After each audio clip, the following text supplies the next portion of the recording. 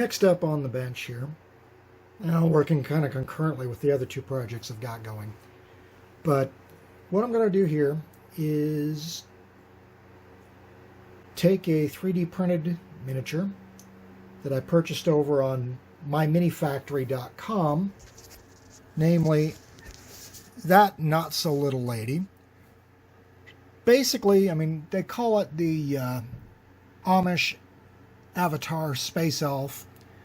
It's basically a female version of the Eldar Avatar for Warhammer 40k.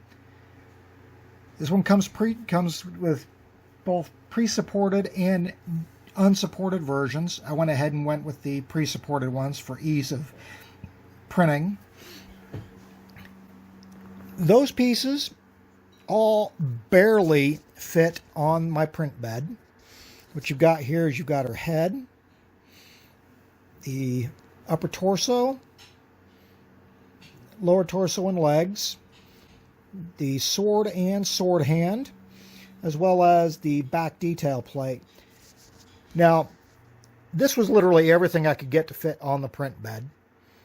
The base that came with it is currently in the printer, waiting to come out. All in all, I really like the details that the artist put in it. I make no claims to having designed this one.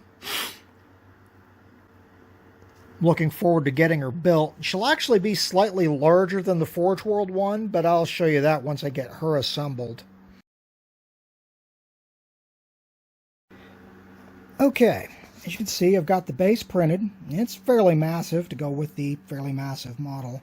I've gone in and drilled small holes for pins in the base as well as in her feet and inserted some bits of wire.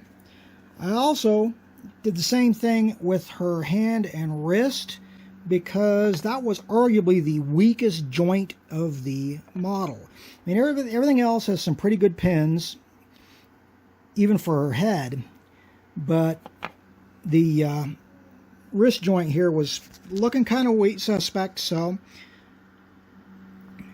put some glue in there, and now we're ready to put her all together. All right, here we have our fully assembled female avatar. There's quite a bit of weight to her. It's been super glued together. Gonna let it sit for a bit, and then I'll primer her up and set to painting.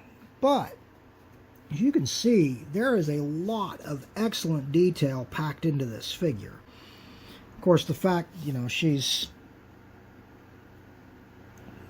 a good, what, 6-7 inches tall there, she ought to have some detail.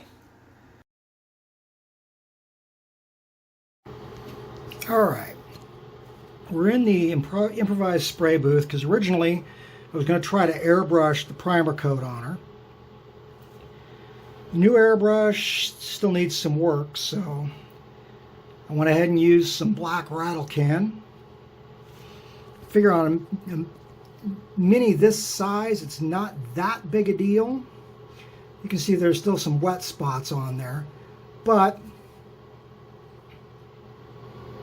it's really brought out the detail, and I still need to figure out how I want to paint her, because the way I did the Forge World Avatar I don't think is going to work for her because you can't really see an undersuit, so we're going to have to play with it.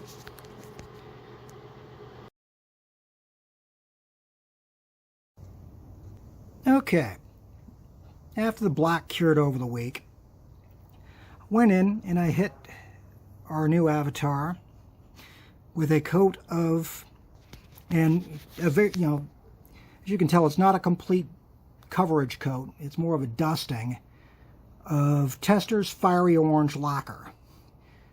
This will give me a base from where I'm going to take this a little further. Right now I'm looking at probably a red glaze and some gold detail work. But this is where we're sitting. All right, as you can see, next stage on our lovely Eldar Avatar of Khaine has been done. Went in with a thin, not quite glaze, it was actually a little too thin, of red ink over the entire figure. I'll want to come back in with some metallics and start highlighting again. But we're starting to get more along the lines of what I was looking for here.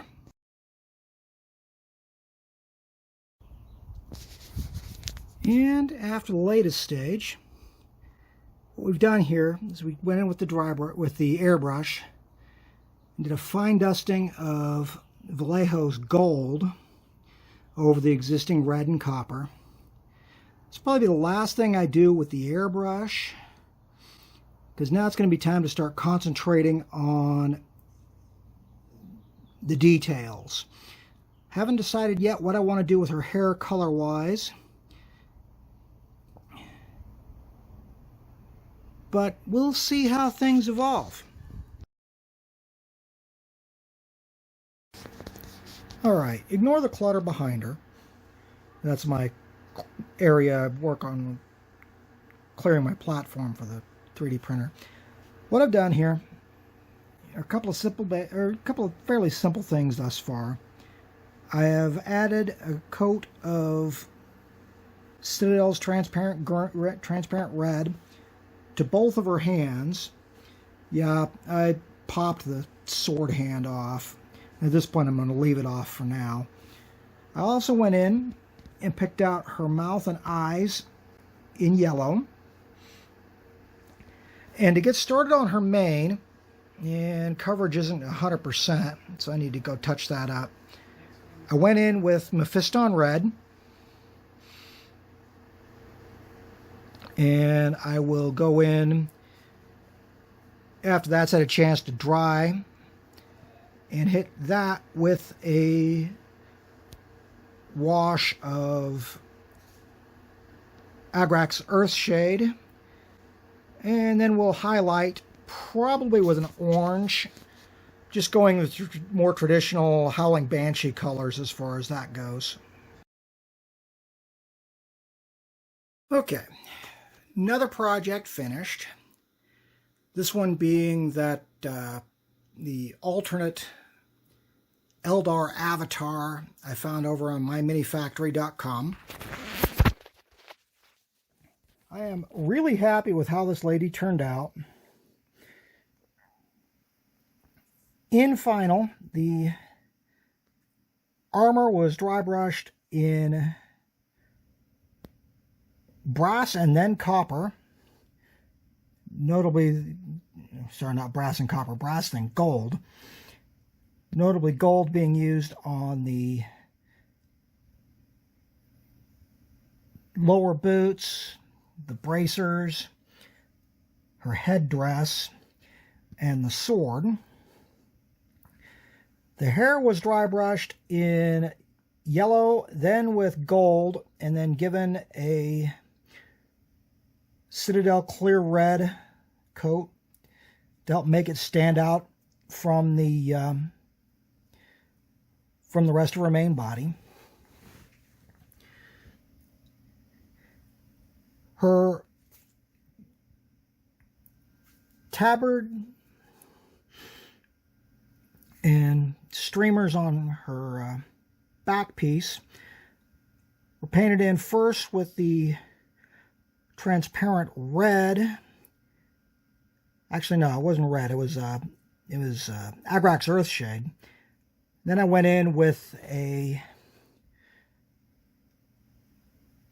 purple ink to get the shade seen here.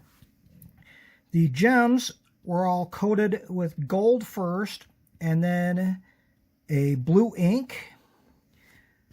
All in all, I'm very pleased with how she turned out. She's huge when compared to her Forge World counterpart, but I like it. I'll stop rambling here, throw some stills at the end, and thank you all for watching.